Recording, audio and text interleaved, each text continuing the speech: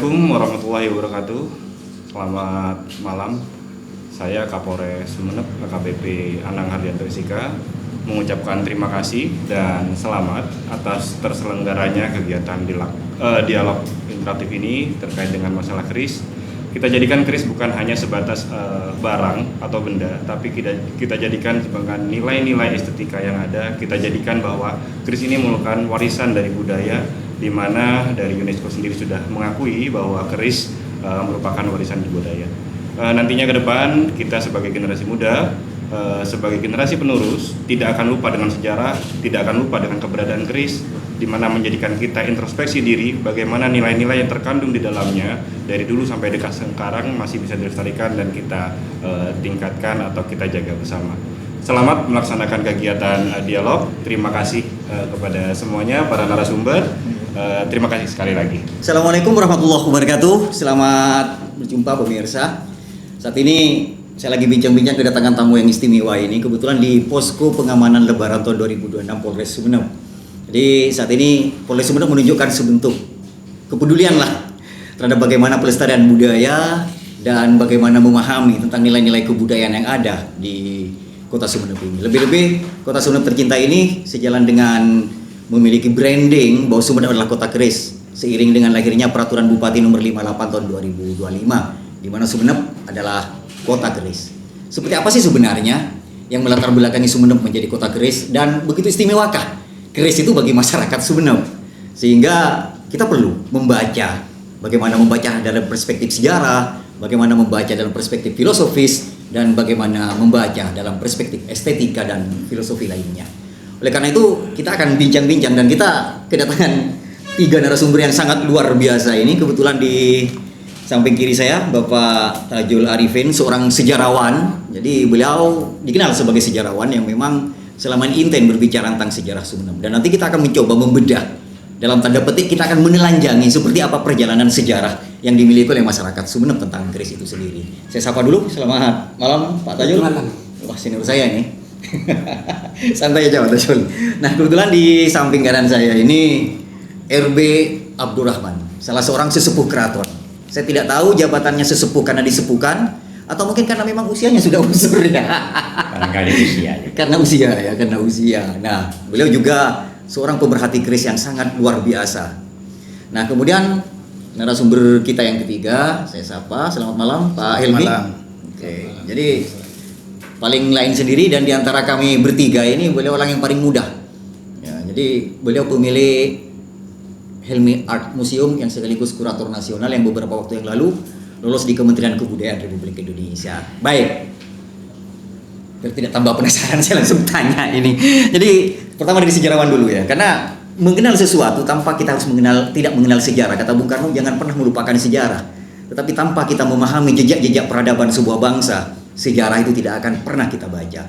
Dan karena sekarang kita membaca tentang keris, Pak Tajul dalam perspektif sejarah itu ya, sejak kapan sih keris itu lahir itu dah? Secara umum ya, barangkali setelah itu sejak kapan keris itu ada di Sumeneb itu? Ya, gimana? Yang saya tahu itu perjalanan keris yang di Sumeneb. Iya, yang di Sumeneb. Terus secara umum saya tidak pelajari. Iya. Jadi cukup sejarahnya saja, setahu saya sesuai dengan kita Serat Pararaton ya. Iya. Serat Pararaton yang ditulis pada ada beberapa Pararaton, ada 5 kalau tidak keliru ya. Naskah Gegel dan Naskah Tabanan, yang Pedrik, yang Brantes dan Mangkudi Beja. Jadi yang yang Tabanan saja ditentukan di dalam pada tahun 1000 Masehi ya, pada 1293 itu di 293 Masehi. Okay. Itu di Kerajaan Daha kan di Manguntur itu diadakan Hari Raya Galungan.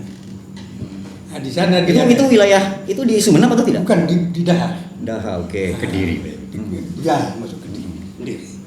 Di sana ada galungan, ada perlombaan kridaning besilat duhung. Itu di Serat di Pararaton. Di Pararaton. Di sana ada perlombaan keris, saling perang-perangan lah istilahnya, yang diajukan tentara dari Sumeneb ada 3 orang. yaitu Lembu Sora, Ranggalawe dan Nambi. Ya kita tahu Ranggalawe anaknya Arya Wiraraja kan. Itu salah satu Kadhat yang ikut Arya Wiraraja dia Canggrama Wijaya ke Batu Putih. Di sana dilatih ke sana lalu ikut. Ya, maksud saya gini. Jadi berarti keberadaan keris yang mempengaruhi Sumenep yang ada di Sumenep ini dimulai sejak 1293. waktu sebelum itu Daha. diketahui ya, sebelumnya mungkin Ada artefak sejarah yang menjelaskan itu di Serat Pararaton. Sebelum Serat Pararaton nggak ada. Nggak ada, saya belum baca itu. Berarti keris perjalanan sejarah keris itu dimulainya pada saat Daha ya. Sedah. Ada. Nah, di Sumenep sendiri menurut Babat Mani Anggeran itu sudah ada. Anggeran tulisannya siapa itu Pak? Apa? Manit Anggeran seratannya siapa? Serat Mani Anggeran tulisan Japan, Pak. Dari Bali, saya terima dari Bali. Oh enggak, maksudnya penyeratnya siapa? Arya Kumitir. Arya Kumitir Bali. Oh iya. Mas Kumitir bukan Arya Kumitir. Oh bukan Arya Kumitir, Mas Kumitir. Berarti nama Bali Ketut-Ketut sudah berarti baru itu ya? Iya. Oh nah iya. itu Idarsi ya, Empu Idarsi ya. Nah kita tahu Arya Wiraraja kan keturunan Bali memang. Arya Wiraraja sesuai dengan lontar Sidiman Tratotwa itu dari Bali. Keturunan dari Sang Hyang Pulasara, Pulasari.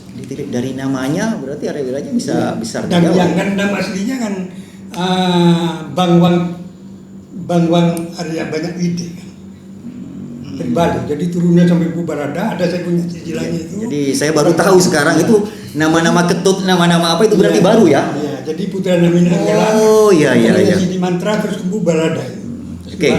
Hanya pengakuannya banyak orang Pajajaran mengaku orang Pajajaran, Lumajang juga mengaku. Oke, itu sejarah perjalanan keturunan. Tapi keris sendiri di Sumenep dimulai dari Sumenep itu mulai di sana dengan adanya si Idarsi ini.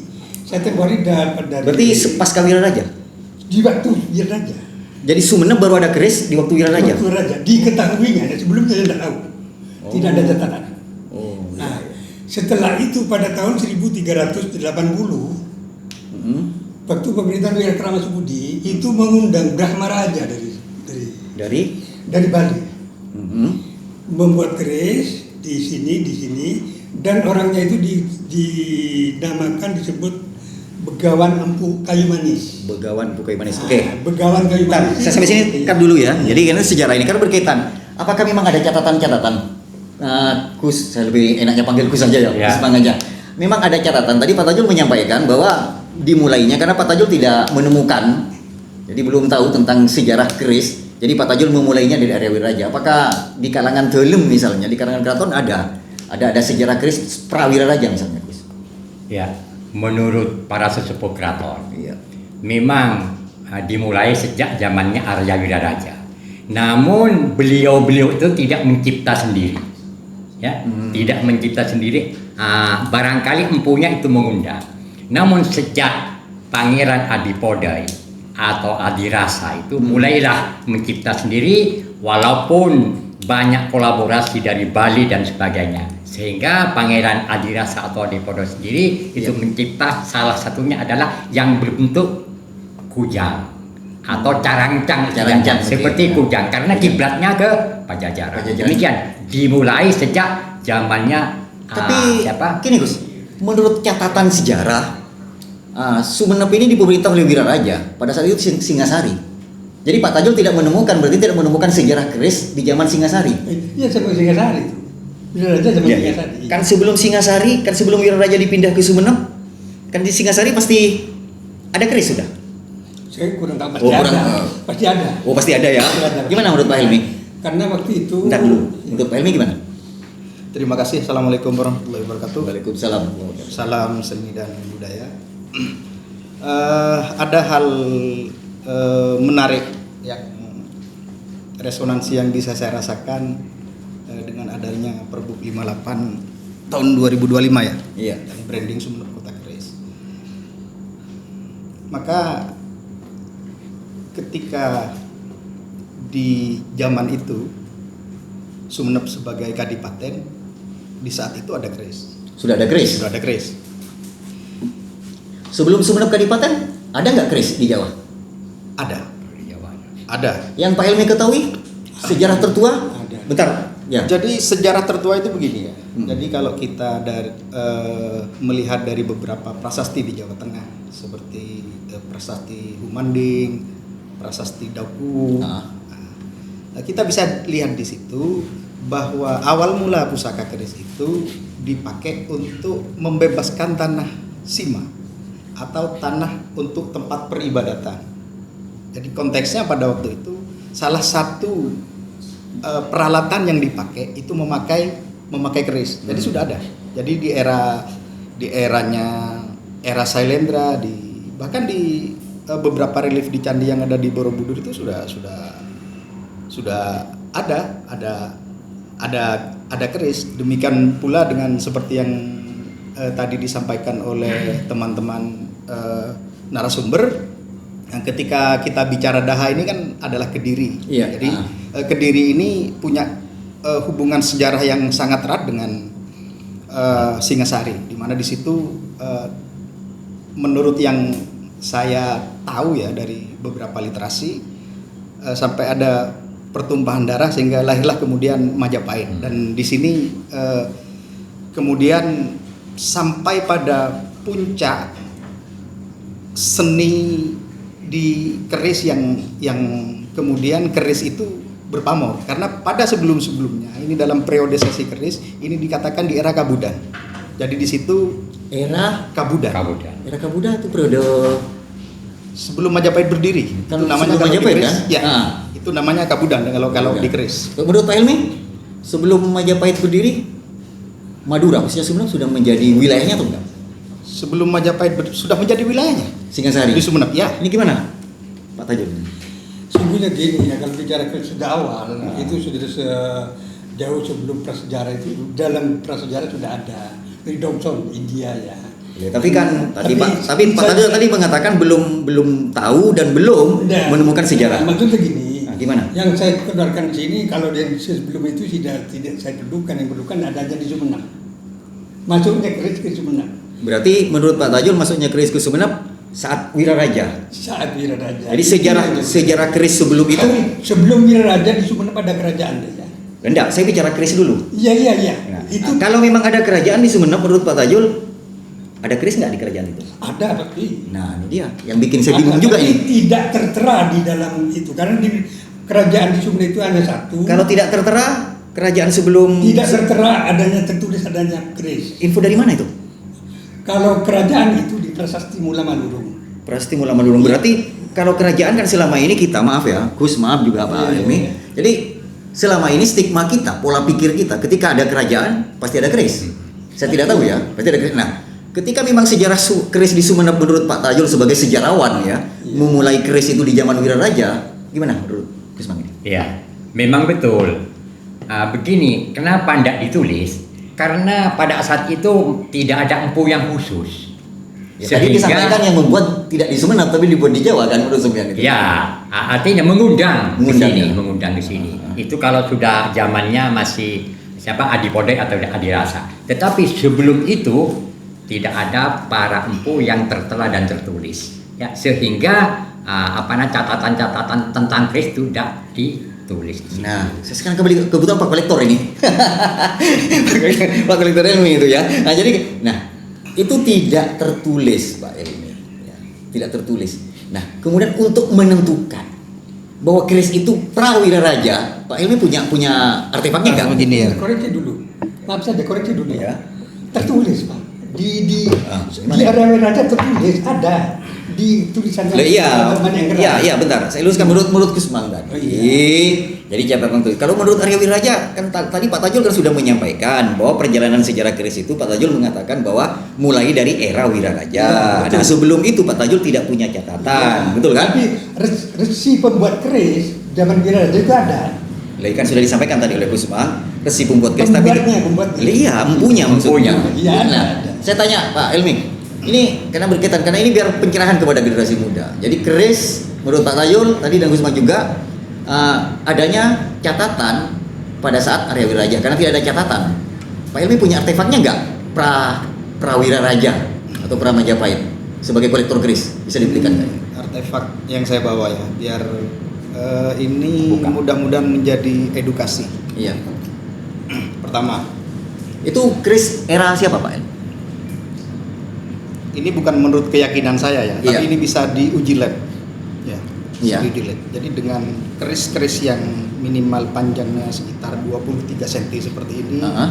terus dan tidak begitu berat ini, tidak begitu berat.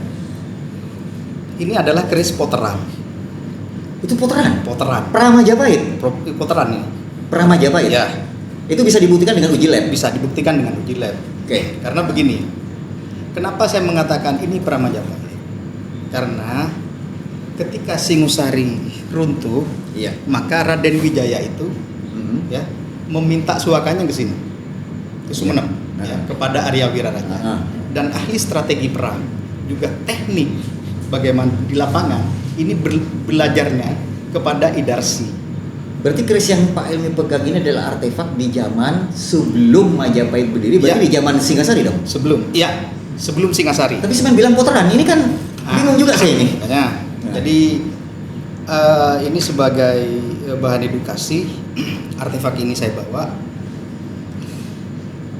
Biasanya ya ditandai, pertama, keris poteran itu tidak terlalu panjang. Yang kedua, ini tidak terlalu berat. Ya. Ya benar, jangan Makanya- ada Pak Elmi. Itu Ya. bisa dibuktikan secara akademis atau secara teknis? harus bisa dibuktikan secara Ya, gimana, akademis. oke. Nah, makanya teknik membuat empu dulu itu, Ah. ketika ini di lab pasti ada beberapa gabungan bahan yang terkandung di dalamnya. Termasuk salah satunya adalah unsurnya dari meteor. Setelah kita lab bunyinya seperti itu. Dan kemudian setelah kita lihat, cara melihatnya begini. Ini berloop, ya, belok-belok. Mhm. Kalau di dalam bahasa Sumeneb Lepe. dikatakan loop nebe, ya. Tapi bahasa umum yang kita bisa pakai adalah loop sinandi. Mhm. Ini diyakini ya, belum ada yang bisa membuktikan bahwa teknik pembuatan keris itu sebagian dengan Tapi teknik secara lab bisa dipertanggungjawabkan. bisa kan? dipertanggungjawabkan, Ah. bisa dipertanggungjawabkan, dan ini artefaknya. Nah, yang kedua, saya kemarin juga berpikir karena di Sumeneb ini empunya yang ada mulai dulu sampai sekarang ini pemikirannya terbuka bahwa mereka selalu berkolaborasi dengan empu-empu yang ada di luar dengan adanya satu ditandai ya, tidak hanya Majapahit atau kerajaan-kerajaan yang lain yang memiliki pesinya itu pesi jepit. Ini kita punya Pak, artefaknya ada. Jadi pesinya dijepit ke bilahnya begini. Ini yang menandakan itu. Bahwa itu adalah keris di zaman Singasari Ya, ya, sebelum Wiraja. betul. Oke. Gimana menurut Kusman? Ya, memang betul.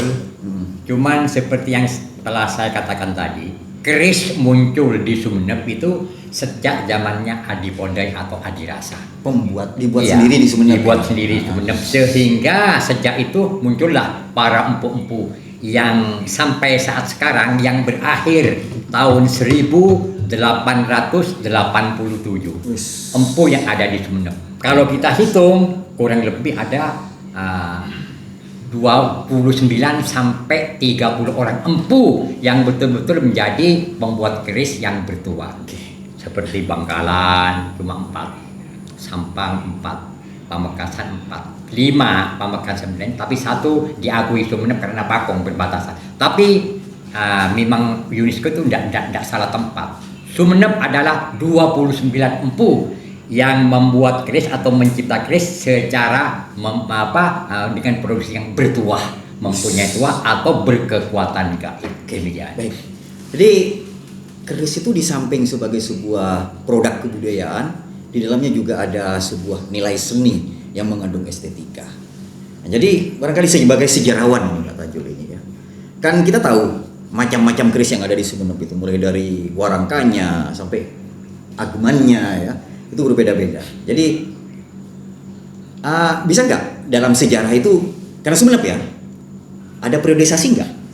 Periodisasi keris ini, periodisasi tahun sekian, periode keris ini, periodisasi tahun sekian, gimana dalam sejarah? Ini ya, dalam hal itu saya kurang memahami. Oke. Hanya dalam perjalanan sejarah seperti saya yang saya bacakan itu ada tulis semuanya. Iya, Ada iya. bukunya. Bukan tidak tutur, bukan dari katanya-katanya. Ah. Seperti disampaikan bahwa keris itu sudah dibuat di Sumeneb itu zamannya Arya Wiraraja. Bukan Adipodai, Gus. Ya itu lain beda. Iya, Beda apa-apa. Iya. Ya, menurut saya ya itu kan sejak di ada Podai. bukti sejarah. Iya. Satu, yang kedua Oh, bukti sejarah yang dibuat sejak Arya Wiraraja di prasasti di apa? di Babat Paniakeran seperti saya sebutkan. Iya.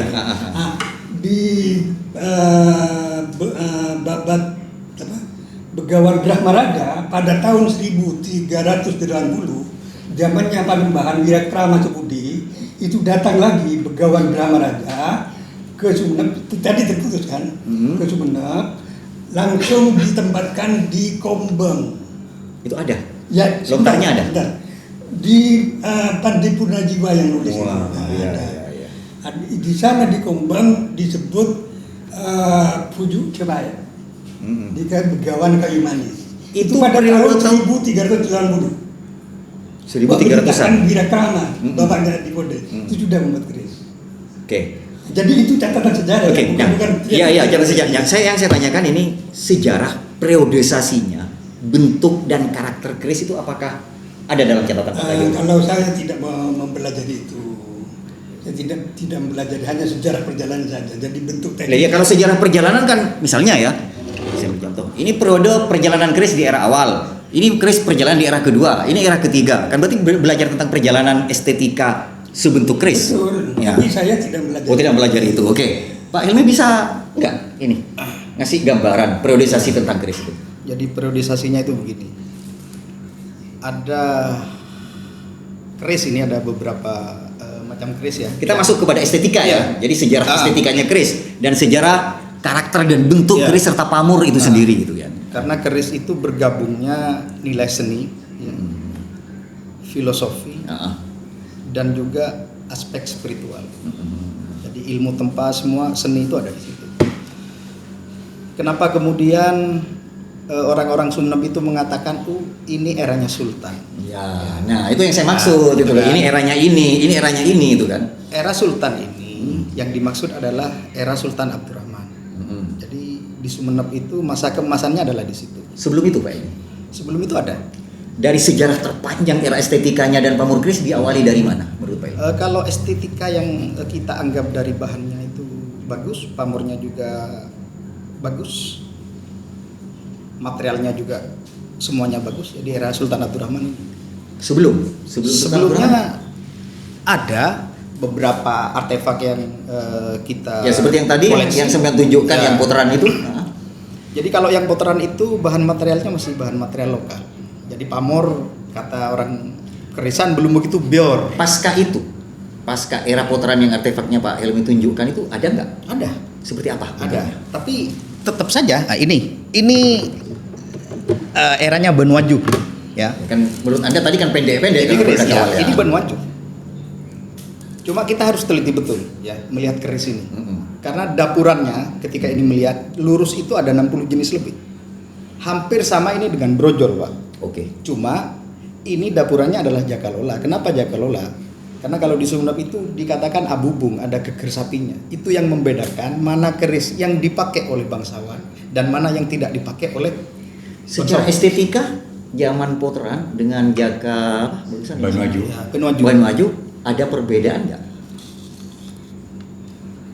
Kalau perbedaan masing-masing sama membuat, yang brojol juga sama-sama Dan dari membuat. bentuk pamor dan estetika ada perkembangan atau mungkin Ada perkembangan. berarti ada periodisasinya? Iya, ada. Gimana?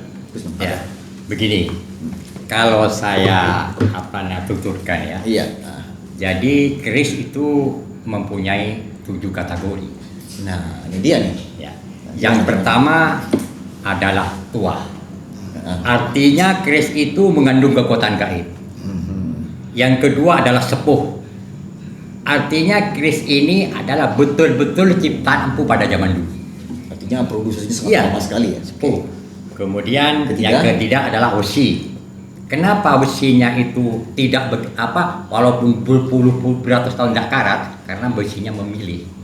Ya. Artinya dari besi pilihan. Ya. Apa satu jenis besi, Gus? Tidak bermacam-macam besi. Untuk Sumeneb yang Kusmang ketahui dalam catatan ada berapa jenis logam yang Ya, ditempa yang untuk ada ya. keris? Oke.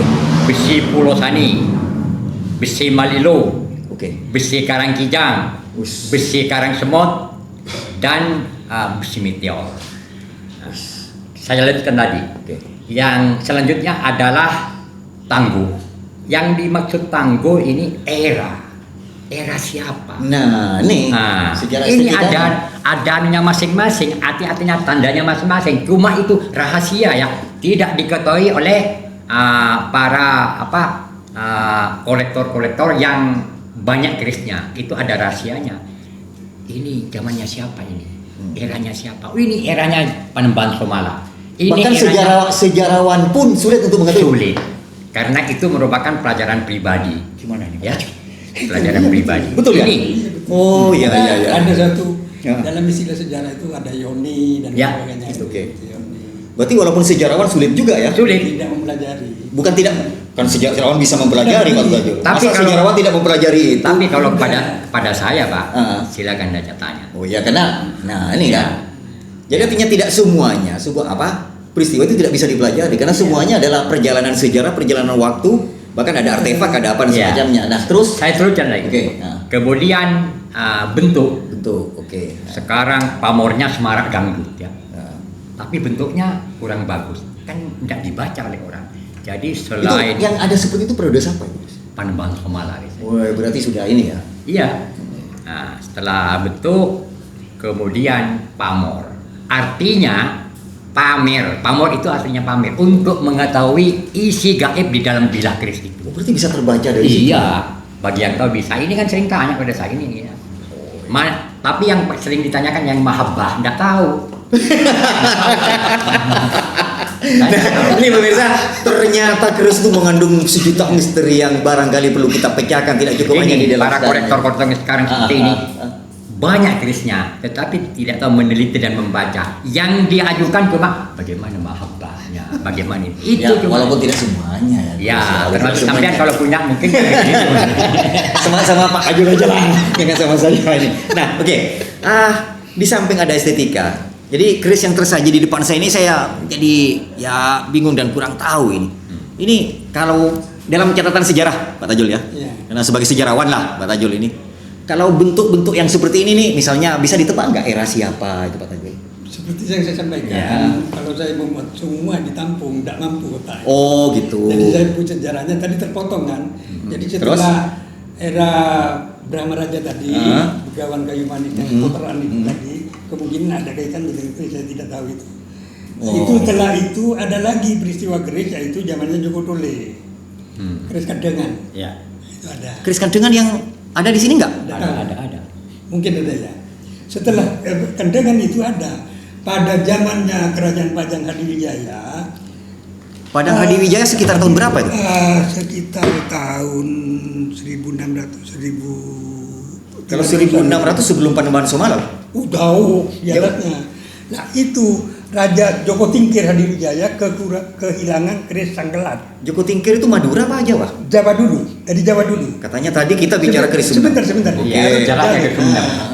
Di sana kehilangan keris, ya Sangkelat menyuruh Kiai Supo untuk Sangkelat. mencari. Apa itu sangkelat? Sangkelat namanya keris. Iya, Nama bentar Gus. Ya. Jadi sangkelat itu nama pamor. Nama keris, bukan Ya, nama. maksudnya kan kalau bicara tentang keris ini kan utuh Pak Tajul. Kan keris ini ada apa ini namanya ini? Sebentar. Handle atau Handle. landil. Nah, terus ini warangka. Terus kemudian di dalamnya. Nah, kalau keris kan utuh. Nah, Iya. kalau sangkalat itu apanya yang disebut sangkalat? Namanya keris ini. Utuh itu sangkalat. Iya. Tidak melihat pamornya, tidak melihat apa. Dan. Itu khusus. Kalau gambarnya kayaknya dalam cerita itu Sangkelat itu seperti naga hitam. Kayaknya begitu. Saya tidak tahu persis dan saya tidak pelajari. Nah, Sangkelat itu di Naga hitam, sebentar. Tajul dapat dari mana? Di buku-buku tentunya. Kalau saya tidak. Berarti dipelajari sudah. Enggak, bukannya Oh. kira-kira begitu. Oh, kira-kira Saya ya. tidak begitu Kira-kira, mendalam. oke. Nah, dilarikan ke timur, menyuruh Kiai Supo. Kiai Supo itu iparnya Sunan Kalijogo. Langsung ke Madura, ke Sumenep, ke Bonaju. Hubungannya dengan keris? Ya itu keris. Untuk Kiai Supo itu tukang keris, bu keris yang terkenal itu sudah. Kiai Supo itu ya. Kiai Supo. Kiai Supo, ya ada Supo, catatan ya. sejarah. Supo. Itu di Supo, ya. bukunya Unggul Sederajat. Ada itu. Oh, iya. Nah, muridnya Kiai Supo itu Pangeran Lord 1 untuk keris. Di sini banyak ceritanya dari Bonaju ke Oke. Kumacan dan sebagainya itu. Iya. Nah, perjalanan itu ya. Setelah itu yang dikenal oleh saya itu Arjo Panjingan, Raden Aryo Kusumonegoro, kakaknya Panembahan Somala. Itu ahli keris. Konon saya baca itu Panembahan Somala itu dimulai di periode pada tahun 1000 setelah Pinter Sawat. Putranya Pinter Sawat yang pertama itu kan Asiruddin. Bahauddin. Bahauddin ya. Itu Raden Aryo Kusumonegoro atau Arjo Pacenan. Itu yang dikenal membuat keris. Empu juga ya. Memang empu. Oh iya. Jadi seperti contoh ya yang saya baca, Pinter Sawat itu punya keris sebagai andalan. Di mana itu? Dipegang dalam kisahnya, dalam tulisan ini. Iya, dalam tulisan apa? Pinter Sawat. Pinter Sawat. Iya, Pinter Sawat. Pinter Sawat punya keris. Punya keris namanya Sebo Jembo. Sebo Jembo. Itu diberi Kiai Fakih. Iya.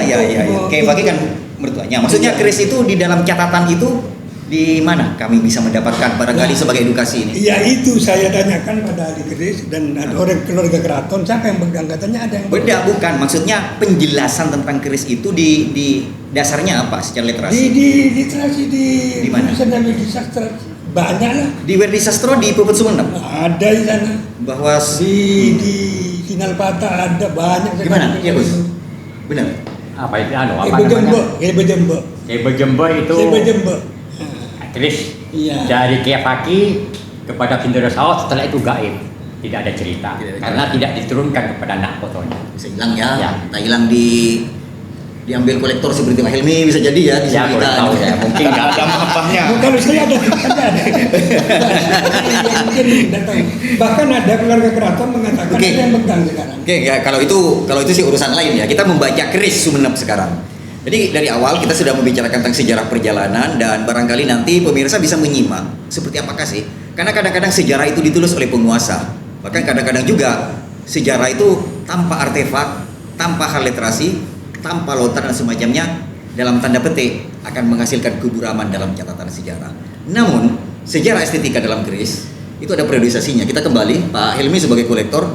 Ini nih keris yang tersaji di depan saya ini satu periode atau mewakili periodisasinya? Kita bicara keris Sumenep kata Pak Tajul tadi. Gimana Pak Helmi? Ya, yang jelas artefak yang kita miliki itu ada beberapa periode ketika siapa pemimpin Sumenep atau adipati sampai kemudian kepada sultan. Cuma begini, ya. Sangkelat itu perlu diingat. Sangkelat itu kalau mulai periodisasinya dari Brawijaya 5 ya. Hati-hati Pak Helmi, ini bicara sejarah nih. Iya.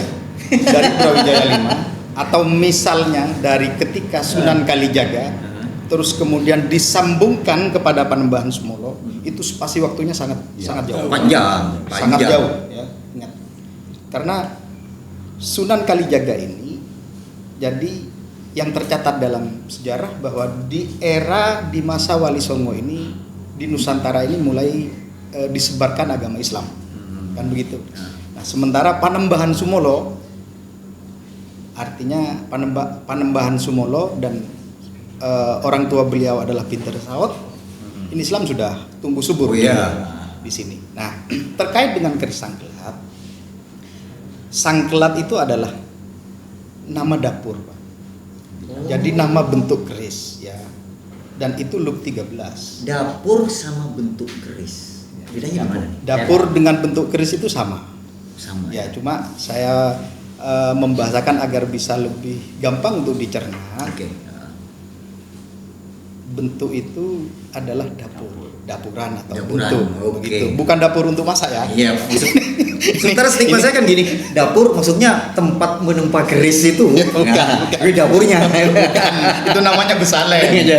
Nah, sehingga ketika kita masuk ke Luk 13 yang namanya sangkelat, karena bisa ada parung sari ya. Bentar, bicara Luk 13, Sumenep punya nggak Luk 13? Punya. Kita punya juga artefaknya. Dan ini ricikan kerisnya atau seninya ini sangat lengkap, Pak. Jadi sogoannya ada, tadi seperti dikatakan bahwa geger sapinya juga ada, lambe gajahnya ada, kerenengnya juga ada. Ini lengkap banget. Jadi kalau kita mau melihat seni, puncak dari seni keris itu untuk yang berluk ya, bisa kita lihat di sangkelat itu. Karena kalau Ada contoh yang sangkelat. kita tidak kita bawa sekarang. Begitu. Jadi Kemudian keris Sangkelat ini hilang karena pada waktu itu dianggap sesuatu yang sangat sakral ya di kerajaan Majapahit, sehingga pusaka ini ada di Banyuwangi. Dan Sumeneb punya nggak? punya juga Sumeneb. Iya. Jadi kita juga berkarya seperti karya-karya mereka. Berarti pendahulu-pendahulu kita juga secara ilmu metalurgi ya, bagaimana menempa ilmu tempa lipat itu, pendahulu kita ini sudah luar biasa. Ya, tadi Kusman juga menyampaikan ada 5 jenis logam yang bisa disatukan itu ya. Ya, gitu. Dan begini ya Pak Ibnu ya, sebagai host, logam ini ya, yang dikumpulkan itu tidak hanya dari kita. Misalnya di era Sultan Abdurrahman. Bagaimana mendapatkan jenis besi dari Bone dari Bugis misalnya. Itu besi luwu ini luar biasa. Jadi kita tidak kita dapatkan di sini memang, dan itu menentukannya ya harus uji lab bahwa dapatnya dari sana. Terus bagaimana kemudian para empu itu ketika ada meteor. Sekarang kan juga sulit juga mau cari kemana meteor gitu. Tapi pendahulu kita itu dengan tingkat spiritualitas yang matang, beliau sudah mampu. Itu besi meteor. Ya, itu meteor. Kemudian Luar biasa. dibuat menjadi keris itu. Dalam catatan sejarah Pak Tajul, Ya. ada nggak seperti diceritakan oleh Pak Tajul? Tertulisnya menurut Pak Tajul? Kayaknya ada, hanya saya tidak belajar. Belum dikoreksi tadi ya. Maksudnya yang di Supo itu, yang ke Sumeneb itu pada zamannya Pangeran Lor. Pangeran Lor itu tahun 1560-an kira-kira. Jadi jauh dengan Panembahan Cemana ya, jauh sekali. Itu tuntutan, jadi tidak ada hubungannya memang. Nah, jadi Pangeran Lor terus jauh 1060 di Panembahan Cemana kan 1780-an. Oke, jadi itu kan periodisasi perorangan ya. Jadi, nah ini barangkali pemirsa pencerahan juga ya. Ini barangkali Kusman bisa menjelaskan ini apa namanya itu dan Sekelengan. nah, karakteristiknya seperti apa? Ya. Mas? Orang Ini bilang menarik ini adalah luar biasa nih Pak Tajul ini. landian Pikirannya. atau handle atau landian. Kata orang Sumeneb itu landian. Bahannya ini apa ini, Mas? Ini bahan dari gade. Bentuknya ini karena landian itu banyak sekali bentuknya, bermacam-macam. Ada yang namanya tamenggungan, kocok marengus, danariko. Kalau ini Gus, nah, apa itu ini? yang namanya danuriko. Danuriko ini. Ya. Nah, ini kebetulan seperti jengkel, disebut jengkel. Ini Kayak tengahnya jatuh gitu ya. Karena ini sudah mungkin tak mendeng anunya, banyak bahannya Cukup. sehingga dibuat seperti jengkel. Tapi dicari pantas kan? Oke. Ya. Artinya bagaimana ini menjadi presisi dengan inilah ya. Ya. Oke. Nah. Kemudian ini namanya perangkanya ini. Jadi perangka ini Apa menunjukkan ciri khas periodisasi juga Sumeneb? Iya. Ini apa namanya ini? Ini namanya sebenarnya aslinya adalah dengodeng. Kalau ini itu daunan. ini daunan, oke. Dengodeng karena kebetulan pada saat kumpul ya, kebetulan ada orang Jawa yang gemar, kemudian dengodeng tidak bisa bilang dengodeng, dikatakan dengodeng. Kemudian pesan sebanyak-banyaknya sehingga yang terkena adalah dengodeng. Padahal itu dengodeng. Nah, untuk ini Gus, ini kan di dalamnya kan kayu ya. Ya. Ini kan ada logam. Ini apa namanya ini Gus? Logam yang di luar warangka ini. Apa ini namanya? Pendok. Ini namanya pendok. Ya, pendok. Artinya pelapis daripada warangka yang ada di keris tersebut. Pak Tajul punya catatan. Sejak kapan keris ini ada pendoknya ini? Saya kurang tahu. Oke, Pak Helmi barangkali bisa menjelaskan ini Pak. Ini perlu ini sebagai edukasi untuk Iya. untuk masyarakat kita ini. Jadi kita menemukan beberapa artefak ya yang ada di Museum Belanda yang mungkin Ntar Pak Helmi, jadi mohon maaf menyelah. Ya. Jadi pendok, mungkin Pak Helmi bisa melepas keris itu dari warangkanya dan mungkin bisa dijelaskan ini pamor apa, nah seperti apa karena Pak Helmi juga kan sebagai kurator, masa kurator nggak paham itu kan? kalau yang itu mungkin lebih ke sejarahnya. Iya. Nah, Oke. kita lihat ya. Itu kan tadi daunan-daunan rato dengan landian itu Donoriko tadi. Keljengkel ya? Ya, keljengkel atau janggelan namanya. Janggelan. Keljengkel ya. Kalau orang sini itu Baru tahu juga. jagungnya itu ekor peng, kari jengkel. Ya, kira jengkel. Oke. Jadi Oke, silakan Nah. dibuka barangkali. Ada etika nggak membuka keris itu? Iya. ya harus ada, Pak. Pakemnya itu ya. Iya. Jadi Oke, seperti apa? Barangkali saya bisa karena ini bukan senjata tajam, ya, maka ada aturannya. Tidak seperti kita membuka atau menghunus pisau yang ditarik sedemikian rupa begini. Nah, ini dia. Gimana? Kalau keris ini, ya, bilahnya ini tidak ditarik jadi diam. Ini yang kita tarik adalah warangkanya. Jadi begini. Terus ini coba. Ini keris apa ini? Nah, Dalamnya ini. Karena tadi sudah Kusuma kan menjelaskan tentang warangkanya sudah. Mungkin ini isinya Pak Ilmi. periodisasinya. Jadi ini namanya keris kelengan. Kelengan. Ya? Kelengan ya. Kok dikatakan kelengan? Karena tidak ada pamornya. Oh, jadi keris yang tidak ada Iya. pamornya kelengan. Iya. Bukan dibuat oleh Empu Keleng loh ya. Iya, iya. Ini harus dibedakan. Karena di desa Pakandengan itu Empu Keleng itu sebagai orang tua angkat dari Joko Tole. Beliau juga sebagai seorang empu yang juga bisa menciptakan keris. Iya, Ya. oke. Tapi ini periodisasinya berbeda. Iya. Kebetulan namanya keleng dan ini kerisnya kelengan. Oh, diambil dari Ya, nama empunya. ya. Maaf ya, sebentar. Ya. Kalau itu bahasa kami hitam. Ya.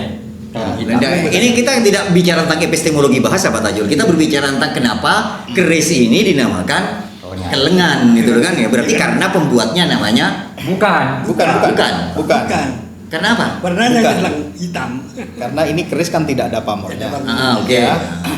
Jadi beberapa daerah di Nusantara, di beberapa kerajaan itu punya artefak seperti ini. Kalau di Jawa keris hitam yang seperti ini nggak ada pamornya disebut kelengan nggak? Sama.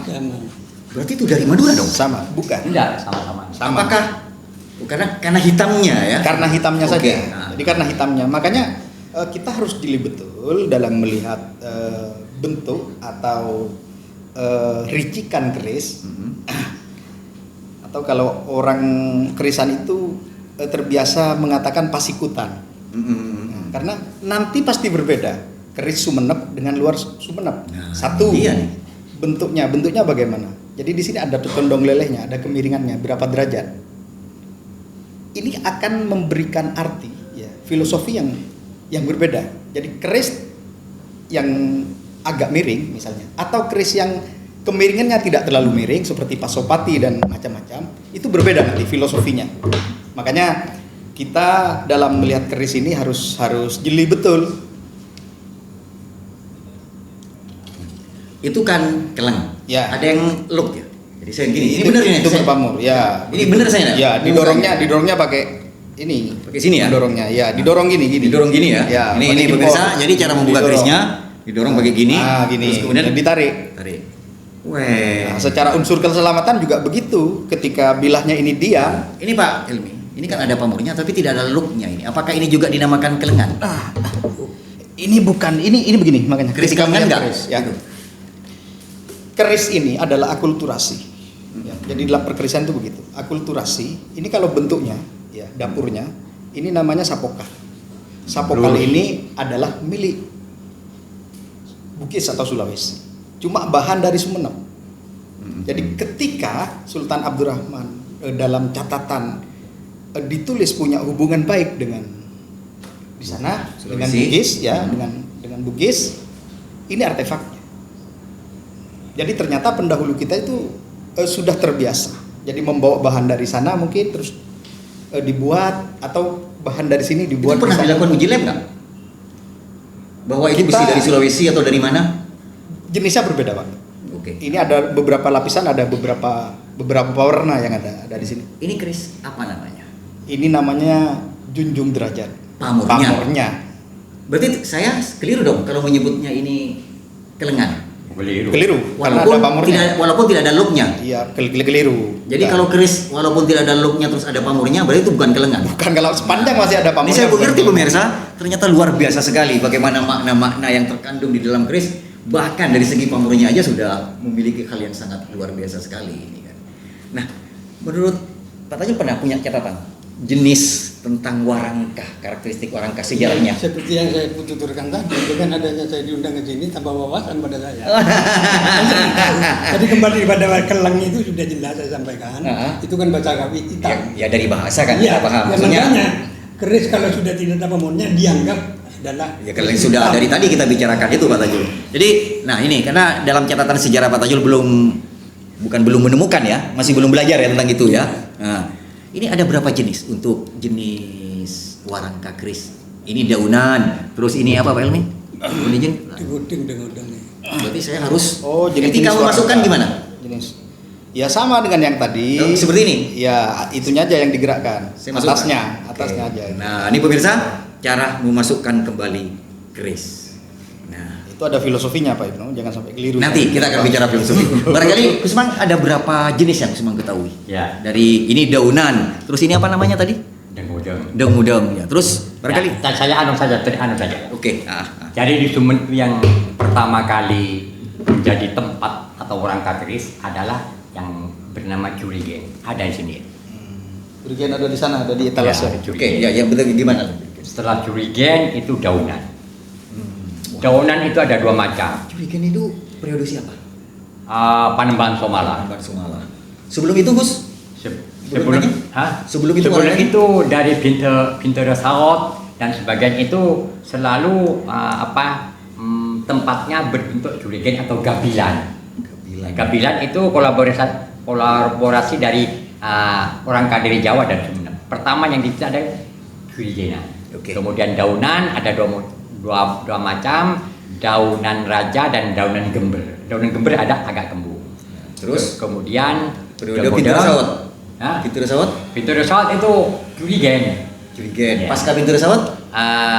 Daunan dan dengudeng itu Dengudeng. dari Panembahan Somala. Terus ke Sultan Abdurrahman. Sultan Abdurrahman juga tetap Iya. daunan Daunan, Tidak ada dengudeng. perkembangan lagi? Ada. Kemudian setelah itu ada 66. Kemudian kolaborasi antara Nam dan ini ada Sandang Ulikat. Kemudian Tarsentar. Tarsentar Iya, Tarsentar itu karena ada seperti Iya, iya. gewang, ada gewangnya. Kemudian ada banyak mancanaan itu Sumenep juga tapi lekung. Kemudian kong bukong banyak sekali macam, kalau negeri ada 11 macam. Ada 11 macam. Betul Pak Elmi? Sudah di mapping ada 11 macam Iya, yang betul. bisa Bahkan bisa lebih. Bahkan bisa lebih ya? Betul, bisa Oke. lebih. Baik pemirsa, barangkali di antara teman-teman yang ada di sini ada yang mau ditanyakan, barangkali mumpung kita ada pakar-pakar kita ini sebagai bentuk dialog kepada kita. Nah, silakan Pak Ruska, silakan. Tidak apa-apa, langsung. Assalamualaikum warahmatullahi wabarakatuh. Waalaikumsalam. Assalamualaikum warahmatullahi wabarakatuh. Saya menyimak dari awal dari moderator dan narasumber. Menurut kesimpulan sementara saya yang masih belum terjawab secara jelas sesuai dengan tema kita, itu dialog budaya membaca isu. Poin yang terpenting adalah bagaimana kita melakukan periodisasi. Ya. Itu harus ada kesepakatan, terutama dari narasumber ini. Menurut saya kesepakatan. Kalau tadi dari sejarah mengatakan bahwa sejarah, kita ingat ini kita mau masuk ke hari jadi Sumenep ke 757, berarti kita bicaranya di kerajaan era Singosari. Jadi sepengetahuan saya, literasi yang saya baca, tentunya leluhur kita dahulu itu taat pakem. Ya. Jadi ada era Singosari, benar kan? Ada era Singosari yang sampai sekarang ada di Sumenep. Kemudian ada era Majapahit, kemudian ada era Mataram, dan Mataram sepuh. Dan yang terakhir adalah era Kemudian saya juga ingin membuka ruang, terutama karena kita membicarakan membaca keris Sumenep, agar yang membuat keris sekarang tidak berkecil hati. Membaca keris Sumenep jangan hanya membaca keris masa silam, keris sekarang dan masa depan juga harus diperhatikan. Jadi gelanggengan warisan budaya itu akan tetap terjaga kalau para pembuat keris era sekarang dan generasi di belakangnya, generasi masa depan juga antusias untuk mempelajari. Oke. Sebenarnya ini pembukaan dari saya. Oke. Wassalamualaikum warahmatullahi wabarakatuh. Jadi terima kasih Pak Ruska. Ya tadi sempat dari yang menanggapi di era Mataram. Adakah dalam catatan sejarah yang diketahui Pak Tajul, jadi ciri khas dan pola keris di era Mataram yang mempengaruhi Sumenep itu seperti apa? Sungguhnya saya kira ada, hanya saya tidak tahu. Oh, Karena apa? iya. Perjalanan ke Supo itu ke Supo kan pernah ke Sumenep. Otomatis ingat ya, Mataram bukan Jogja ya. Iya. Mataram bukan Jogja. Jogja itu saya kira. Ya semuanya tahu lah kalau Mataram itu awalnya Mataram Islam Nah, karena bukan sudah sekarang pecah. mengaku-ngaku dari Jogja katanya, lucu itu. Oh, saya tidak tahu itu Pak ya. Jadi, Nah, jadi kita tidak berani ya, tidak berani mengejas kembali sejarah lagi, ya. Seperti disampaikan tadi oleh Pak Helmi, ada akulturasi ya, akulturasi budaya keris tentunya. Ada berbeda, masuk dari Mataram ke sini masih ada. Kira-kira masuknya era siapa? Zamannya Hadi Wijaya itu. Jadi Hadi Wijaya. Pajang, bukan Mataram, itu Pajang. Tadi Mataram, soalnya saya kaget ini. Jadi kaget Pada dulu ya. tahun 1560 itu. Kembali lagi, ada juga seperti disampaikan oleh Kusumang tadi, Pajajaran itu masuk zamannya Wirakrama itu. Ada nggak pengaruh Pajajaran juga di Sumeneb? Kayaknya ada, seperti disampaikan Kusumang ada. Karena istrinya permaisuri dari Panembahan Wirakrama itu kan dari Pajajaran. Bisa dalam catatan sejarah bisa ditunjukkan nggak itu pengaruh Pajajaran itu terhadap keris Sumeneb? Seperti yang saya sampaikan, saya tidak tahu persis, mungkin Oh, Kusumang iya, tahu. iya. Masalah itu periodisasi saya tidak paham, kan saya sengaja tidak belajar masalah keris, tidak mampu otak saya kan. Oh, gitu. Bukan di bidangnya, bukan ahlinya. Karena bicara tentang sejarah kan kita walaupun dari Joko Tole, dari ini, dari apa dan semacamnya kan keris sebagai sebuah artefak sejarah. Betul sekali. Jadi keris sebagai sebuah artefak sejarah, bagaimana kita bisa membuktikan bahwa ini loh Joko Tole ada hubungannya dengan ini, dengan ini. Buktinya salah satunya adalah artefak sejarah yaitu keris. Maka sejarah akan pincang ketika tidak diwarnai oleh artefak ataupun literasi yang lain. Itu dalam ilmu kajian sejarah. Nah, menurut Kusumang di periodisasinya pasca Pinteresawat banyak hal yang mempengaruhi tentang bentuk-bentuk keris dan semacamnya. Seperti apa itu? Kalau Pinteresawat ya, itu banyak dipengaruhi oleh Mataram Sultan Agung, yang ciptaan-ciptaan dari Mataram Sultan Agung Pasca Mangkurat I ya? ya. Jadi banyak pada saat itu pencipta keris itu meniru ya, seolah-olah itu merupakan ciptaan dari Sultan Agung, namun itu adalah merupakan ciptaan Sumeneb. Tetapi ada ciri tersendiri yang merupakan Ada karakteristik ya, tersendiri ya yang memang ini bisa Sultan dibaca. Agung, ini adalah Sumeneb. Karena pada saat itu pengaruh Mataram Islam ya, Iya, Mataram Islam. sangat kental sekali ke Sumeneb. Dia zamannya sampai ke zamannya Pinteresawat, ke Panembahan Somala, sampai kepada zamannya Sultan Abdurrahman. Jadi kolaborasi khususnya tentang keris itu banyak meniru. Ini bagus ditiru, ini bagus ditiru. Namun mempunyai ciri khas atau Tersendiri. besi yang tersendiri. Jadi artinya sebagai sebuah produk kebudayaan saling mempengaruhi itu pasti ada karena kebudayaan itu kan dinamis ya. Oke, Pak Helmi sebagai kurator selama ini. Jadi yang paling istimewa keris itu di era Sumeneb itu di eranya siapa? Saya melihat bahwa keris itu memiliki keunikan dan kekhasan masing-masing. Jadi semuanya saya anggap istimewa karena fungsinya juga berbeda. Sama ketika Anda menanyakan lebih istimewa mana lampu dengan payung gitu. Ini hal-hal yang berbeda. Tergantung dari kebutuhannya. Nah, cuma Dari segi estetika. Dari segi estetika kan begini. Perpaduan atau akulturasi itu saya sepakat itu ada. Karena kenapa? Empu terbaik juga yang ada di Madura itu namanya Empu Bajragunah ya. Juga menjadi empunya sana, cuma namanya menjadi Empu Brojoguno. Bukan dalam konteks tiru meniru di sini ya.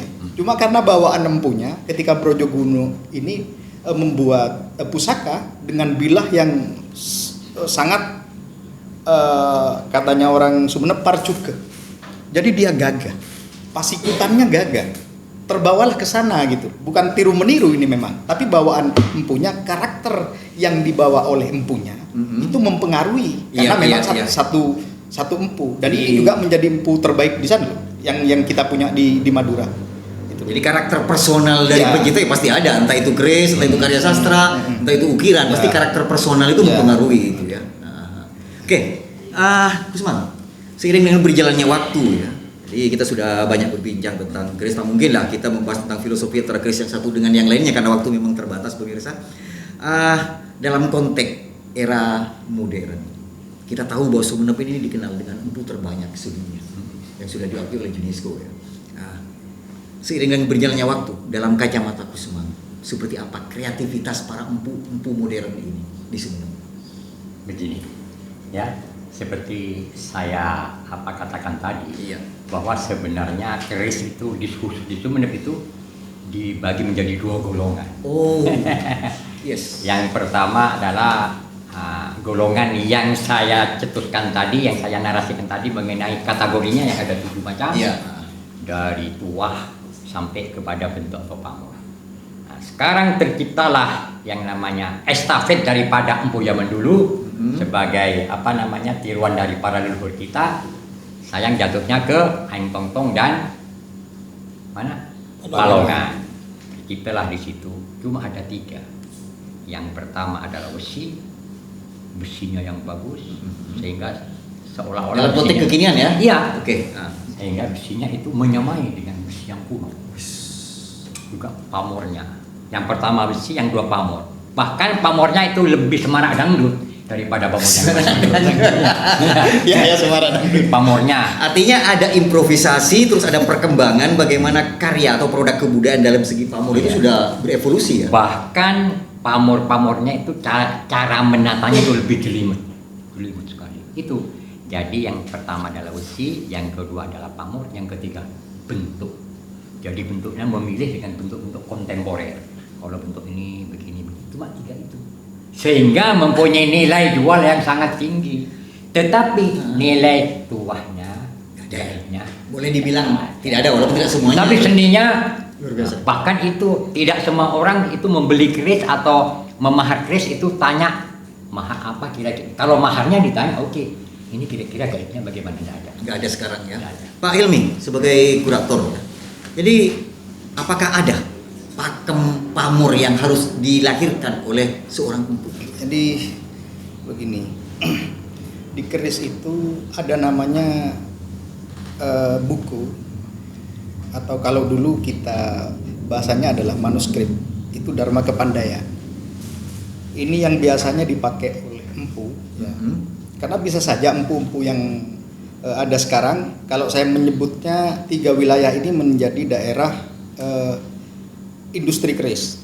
Jadi Aing Peje, Palongan, dan Aing Tong Tong. Nah, mereka juga berkarya, empu-empu kontemporer ini. Jadi saya periodisasinya karena dulu sekitar tahun 80-an empu-empu kita kayak empu Murka, empu Huri ini sudah biasa ke Jawa Tengah berkolaborasi begitu, itu sudah biasa, dan ini saya katakan adalah empu-empu kontemporer yang menghasilkan karya kontemporer. Artinya, tetapi menghasilkan karya kontemporer itu tidak melenceng dari pakem pembuatan pamor nggak menurut Anda? Nah, kontemporer ini jadi ada mereka yang berkreasi sendiri, tidak seperti keris dengan ricikan yang sudah ada sebelumnya. Iya, ciptaan Tuh, sendiri. ciptaan Yes. sendiri. Oke. Cuma kemudian ada yang ikut pakem dan buatnya kontemporer, tapi mereka ikut teknik keempuan. Jadi bagaimana cara mengambil bahannya, bagaimana cara penempaannya. Jadi itu kan tidak selesai dalam waktu yang sangat cepat seperti keris souvenir yang ada untuk dijadikan hadiah itu. Karena itu ada wukunya juga, harus dihitung untuk apa, dibuat untuk apa, dalam rangka apa, siapa yang akan memakai, Sekarang tujuannya apa, diproduksi itu? masih ada. Pak Hilmi punya jaringan. Dharma Kepandaya Bang itu Udo? masih ada. Kalau kita tanya yang ada pengasihannya sama beliau. Saya mau Pak Tajul kalau dikasih juga empu kontemporer ini. Oke. Pengasihan dan mahabbah yang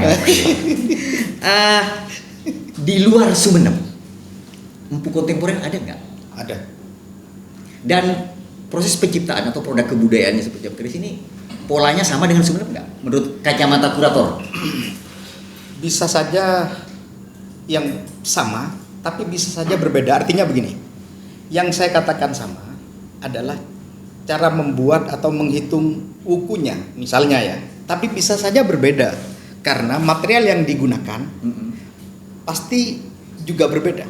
Contoh, kita mengambil tanah di sini, kemudian disuling, dibersihkan, dibuang karbonnya menjadi besi yang siap untuk dijadikan bahan baku keris. Nah, tanah atau unsur besi yang ada di Sumeneb misalnya, yang ada di Madura dengan yang ada di luar Madura, di Lumajang misalnya, itu pasti berbeda, Pak. Ya. pasti berbeda. Setelah diuji lab pasti Karena berbeda. unsur Ya, tanahnya, ya. pasti berbeda. Bedanya di situ. Kalau dalam pakar keempuannya bahwa empu itu misalnya sepakat bahwa meteor yang diturunkan dari langit itu, makanya kalau kita melihat dari perspektif agama Islam, apakah Allah itu secara kebetulan menempatkan surat Al-Hadid itu di surat surat 57 gitu yang di dalamnya berbunyi wa anzalnal hadid, dan kami turunkan besi, kan begitu. Besi apa yang dimaksud? Ini yang perlu kita pelajari dari perspektif kita sebagai agama Islam, dan kita memang dalam hal ini harus kita bedah secara ilmiah bagaimana meteor itu bisa dilelehkan. Karena ini berbeda, Pak. Berbeda dalam keempuan. Kalau kita menganggap bahwa api itu bisa membakar, ternyata hukum alam itu tidak berlaku kepada Nabi Ibrahim misalnya. Ketika Allah berkehendak ya narukuni bardan wa salaman ala Ibrahim misalnya begitu, maka api menyelamatkan kepada Ibrahim.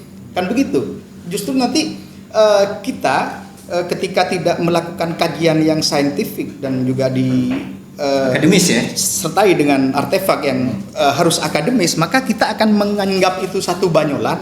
Apa bisa seorang empu itu memijit keris yang ini unsurnya dari meteor, berapa derajat panasnya ya, sekitar 1300-an derajat Celcius, kan nggak mungkin juga ya, gitu. Tapi ternyata Joko Tole ini ketika ditinggal oleh Empu Keleng ke Majapahit, di belakang ingat loh, kita punya keris sorah namanya ya, keris sorah kandengan itu ada.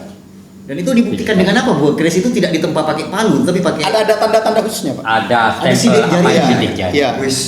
Ada Oke. tanda-tanda khusus. Baik, Kesbang, Anda melihatnya di kalangan telum.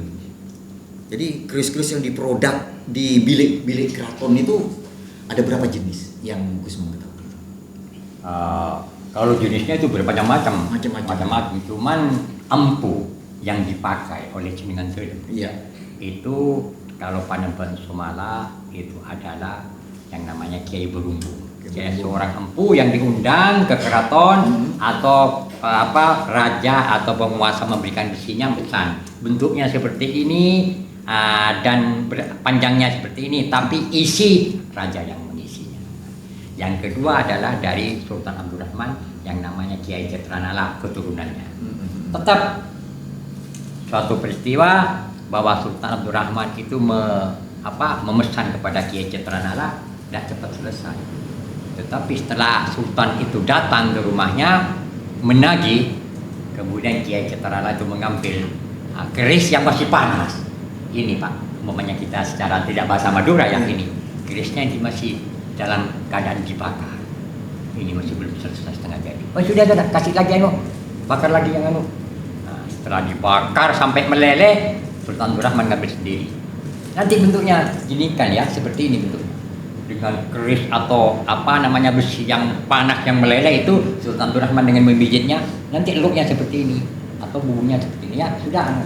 Itu kan suatu tamparan bagi karena apa? Sultan Abdurrahman itu merasa tidak enak, seolah-olah dia menayangkan kejunilannya dengan mengambil dari panas keris itu diambil Sampai ribuan derajat deh. ya, kemudian Sultan Abdurrahman bakar lagi yang sampai meleleh, kemudian diambil gini ya, lalu. Terakhir ya, barangkali dalam perspektif sejarah, karena kebetulan kita pemirsa kehadiran sejarawan yang luar biasa ini. Perkembangan pembuatan keris mulai di zaman empu sampai di era modern seperti sekarang ini punya catatan sejarah enggak yang sangat Sebenarnya menonjol? catatan sejarah banyak sekali. Yang terutama yang tulis. Banyaknya seperti apa Pak Tajul? Mungkin periodisasinya aja lah. Nah, jadi kalau periode ini perkembangannya begini sampai pengaruh itu kena dipengaruhi Yang apa? kebanyakan kan catatan sejarah. Iya, catatan Bukan sejarah. periodisasi. Kalau catatan sejarah. Kalau sejarah kan pasti periode. Udah maksudnya gini, catatan sejarah itu yang pada umumnya di Indonesia itu yang ditulis oleh Unggul Sudrajat. Jadi- Banyak sejarawan Pak Tajul di Ya, Indonesia, salah satu. tidak hanya Unggul Sudrajat. Salah satu di antaranya. Itu yang pada umum. Nah, jadi soal Kira-kira dalam perspektif ilmu sejarah, keliru enggak ketika kita bicara tentang periodisasi sebuah perjalanan produk kebudayaan? keliru, bahkan itu dibutuhkan. Nah, makanya karena dibutuhkan, Saya tidak tidak ke sana, tidak Tidak ke sana, tidak menguasai atau tidak gimana? Bukan tidak menguasai, tidak belajar. Oh, tidak belajar. Oke. Baik, karena periodisasi seperti itu, barangkali nanti ada dialog lain ya. Karena waktunya memang sudah lama kita pemirsa. Ini hanya sebagai sebuah prolog. Bagaimana membaca keris Sumenep yang memang penuh dengan misteri, penuh dengan estetika, penuh dengan periodisasi yang masih buram. Artinya, artefak sejarah atau peninggalan sejarah kebudayaan, produk kebudayaan yang namanya keris, inilah kenapa menjadi alasan satu-satunya atau alasan salah satunya bahwa Sumenep adalah kota keris yang melahirkan Perbup 58 tahun 2025. Sehingga nanti menjadi bahan edukasi bagi kita. Bicara tentang keris tidak hanya sekedar bicara tentang produk kebudayaan. Bicara produk kebudayaan tidak hanya bicara tentang sepotong-sepotong dari cerita antara orang per orang atau periodisasinya, tapi bagaimana kajian akademis perlu kita dalami kembali. Oleh karena itu, terima kasih kehadirannya para tokoh ini, Pak Tajul sebagai sejarawan, Pak Helmi sebagai kurator apa pedagang apa apa pemilik Helmi Art Museum. Nah, terima kasih kehadirannya luar biasa ini. Saya jadi banyak terbuka pikiran saya tentang keris yang selama ini buram di mata saya. Yang Abdurrahman sesepuh keraton juga, tapi usia sepuh tapi menolak tua ya. Sebentar ada sedikit ya. Kalau katanya orang Madura itu keres itu adalah maangker tapi tak pakai. Wah, itu analogi ya, bisa saja. Keres itu ya bisa diartikan macam-macam itulah. Ya, itu bukan sebentuk pembenaran bahwa keres hanya itu stigma yang dimunculkan oleh kita. Maksudnya menampak daripada kewibawaan keres itu. Ya banyak hal lah. Kalau urusan estetika, urusan etika, misalnya kayak macam-macam lah istilah di Madura itu bisa kita pelesetkan, bisa kita akademiskan. Itu bukan satu-satunya. Ya sudah selesai. Baik, pemirsa, hal yang seperti ini perlu kita dedahkan kembali. Banyak pembicaraan yang harus kita lanjutkan. Karena walau bagaimanapun, generasi muda, generasi masa depan kita, keris tidak hanya menjadi sebuah cerita, tetapi keris akan menjadi sebentuk kebanggaan produk kebudayaan masyarakat Sumenep.